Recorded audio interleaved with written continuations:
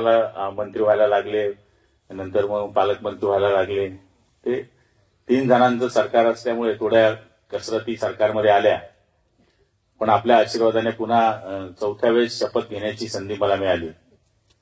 मंत्री होण्यामध्येही फार यावेळेस कसरत होती. याचं कारण सुनील भाऊंना माहिती आहे की मागच्या वेळेस 4.2% एक मंत्री होत होता. म्हणजे 4 आमदार जरी असले त्याच्या मागे एक मंत्री होता. यावेळेस एवढी बंपर मेजॉरिटी आली की 7.2. म्हणजे तिथे सुद्धा एवढी कॉम्पिटिशन झाली की मंत्री होण्याकरता सुद्धा प्रत्येक जिल्ह्यामध्ये बरेच सिनियर आमदार होते. आता आपल्या महाराष्ट्रामध्ये जवळपास 70 आमदार असे आहेत की जे 3-3 वेळेस निवडून आले. जवळपास 40 आमदार असे आहेत की ते 4-4 वेळेस निवडून आले. आणि आम्ही 20 आमदार असे आहेत की आम्ही 5-5 वेळेस निवडून आलो. त्याच्यामुळे मंत्री होईल की नाही होईल याची गॅरंटी मला नव्हती. पण ज्यावेळेस डीसीएम होण्याकरता शिंदे साहेबांनी नकार दिला त्यावेळेस टीव्हीवर बातम्या चालत होत्या. पण आम्ही सगळ्यांनी डीसीएम सरांना विनंती केली की आपण सत्तेमध्ये असलं पाहिजे.